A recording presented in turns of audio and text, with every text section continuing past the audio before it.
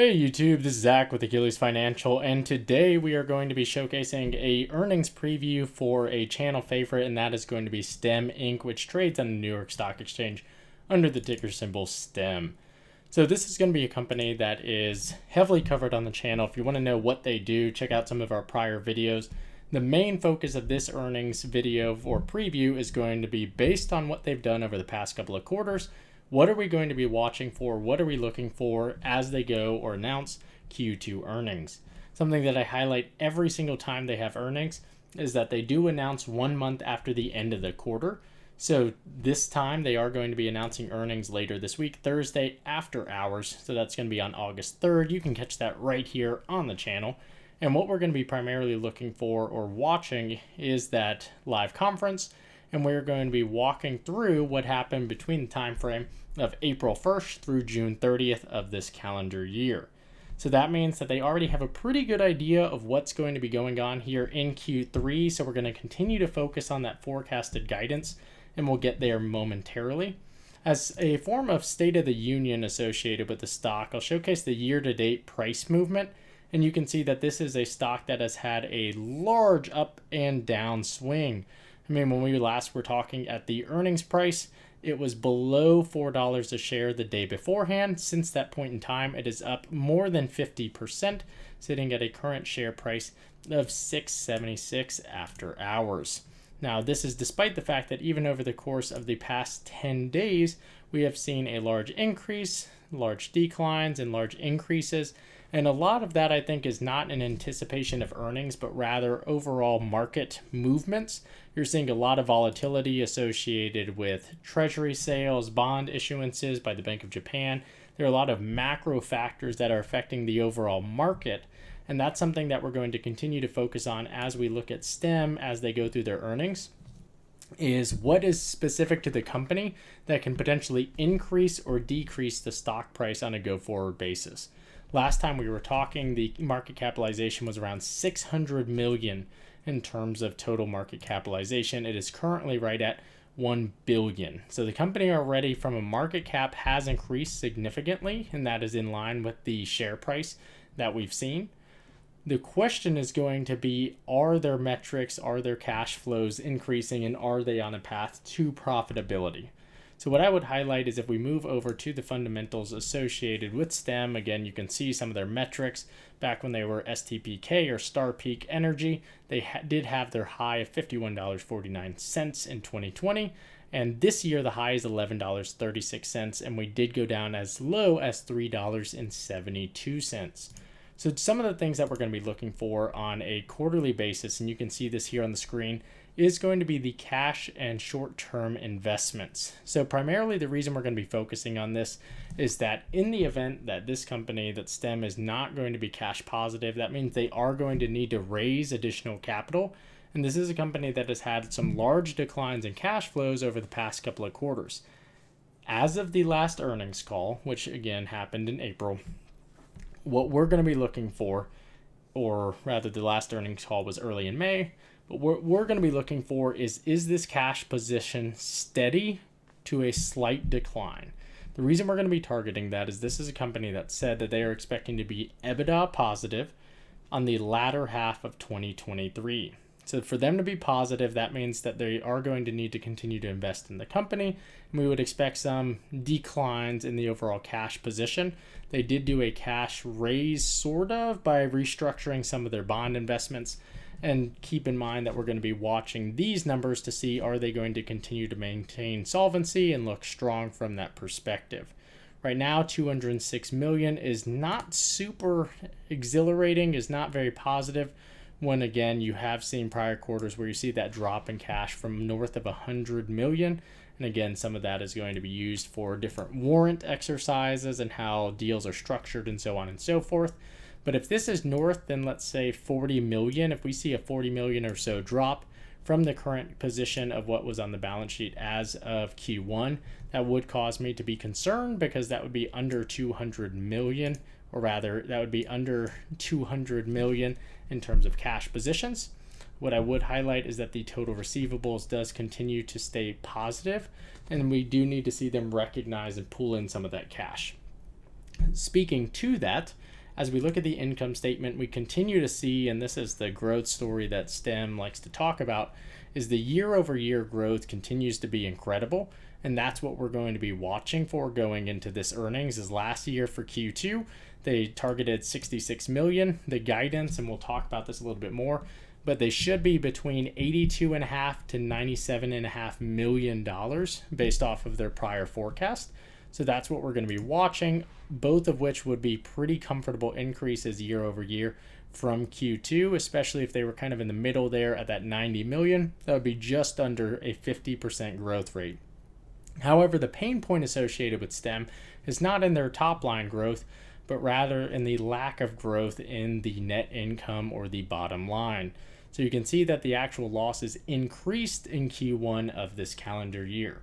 This is despite the fact that we did see an increase in the gross margin associated with their income, and we can actually take a look at that here on the valuation side. So we don't want this trend to continue for certain. But let's look at the valuation, because this is something that is going to definitely continue to be a major talking point. But the gross profit margin that we're going to be looking at is on a most recent quarter, it was north of 16%.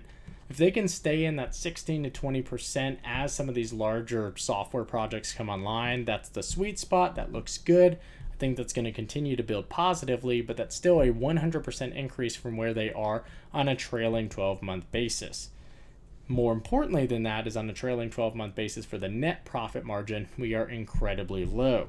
So if we can turn some of these numbers to be higher levels of profitability, which as these larger hardware deals are revenue recognized, as the software is locked down, you will expect to see some of that information. And in line with that, we should see some of our revenue growth, especially on a trailing 12-month basis. If this stays north of 100% this calendar year, that is massive.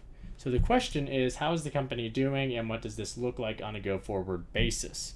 I don't want to just leave you with my opinion, but you can see here from an analyst price target perspective, currently we have a pretty decent spread where we actually have a number of companies with price targets up to $15 a share and as low as $4.80 a share.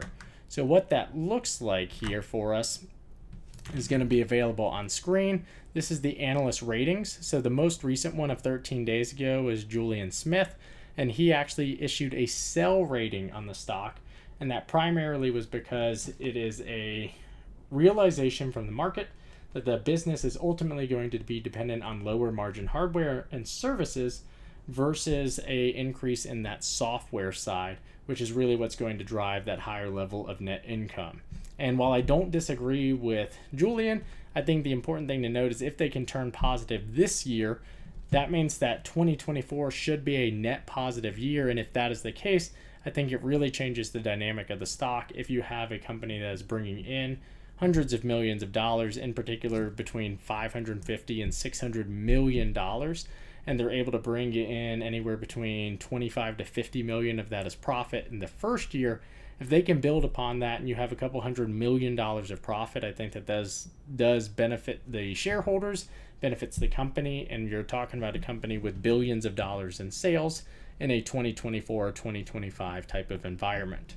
However, you can see that there are a number of other companies that are showcasing those buy ratings and those higher targets, and those are based off of information from those prior months' times, or rather, to say that a little bit differently, these ratings are coming after the last earnings call. We haven't gotten a lot of news since that earnings call, so that's what we're going to be watching for on a go-forward basis. So let's go to that slide deck and talk about what else we're looking for. So what I have here on the screen is the full year guidance from the Q1 expectations. Once again, the full year revenue, this was not changed as part of the forecast. The Q1 numbers came in ahead of forecast. But right now they're saying they are expecting between or right at 15%. So we're talking about 82.5 million on the low end to 97.5 million on the top end. Remember that last year STEM beat in Q1, Q2, and Q3, but failed to meet expectations in Q4. I would love to see a $100 million quarter, especially for Q2. That would be a massive year-over-year increase, but also a quarter-over-quarter increase. But that's not all that we're worried about. We also want to be watching this gross margin right here. So this is the non-GAAP gross margin. I would like this to, and we can look at some of the financials for GAAP gross margins, but we definitely want to target some large increases or potential increases in the software side. Remember, on the last earnings call, they did not say the split of new revenue between hardware and software, and that's something that I'm going to be looking for as a part of this call. The bookings growth continues to be strong, and the contractual annual recurring revenue, they're expecting that to be between 80 and 90.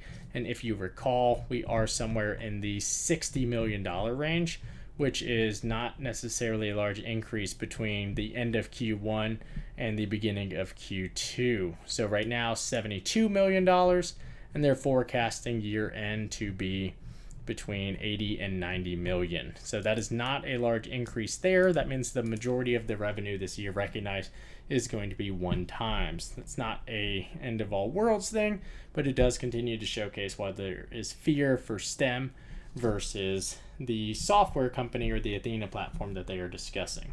So all that being said, to wrap it up, the three things that I'm going to be watching for is one, those cash balances. So that's going to be as of Q2. We want to see that cash burn, cash balances are staying strong, and there is a clear path to that profitability. The way we're going to achieve that profitability is what I'm looking for in step 2, which is going to be those revenue numbers. So I want to see this number come in on the higher side, so north of 90 million. Ideally, I want that $100 million number. It's going to depend on what happened in the second quarter. And then the last thing that we're going to be looking at and or targeting is going to be the forecast. Is the second half of the year going to have a positive EBITDA, a positive path to a net income that is in the green versus in the red? And that's what I'm going to be targeting, because that really emphasizes what we should be looking for in terms of, is STEM a growth play or is it just a hardware reseller, which, depending on these numbers down below, is what we're going to be watching for. But should all of these things happen, I think that the stock does have a strong growth story. Just have to remember that we just came off of a 3-month run where the stock is up more than 50%. So be careful on if you're looking at any options trades, although I am by no means a financial advisor, but just be careful. The overall market is volatile, and I think that that is still going to apply to some of these companies like a STEM, especially as long as they continue to be not profitable. In the meantime, let me know in the comment section down below your thoughts and feedback, and I look forward to chatting with you all this Thursday. Thanks. Talk to you later.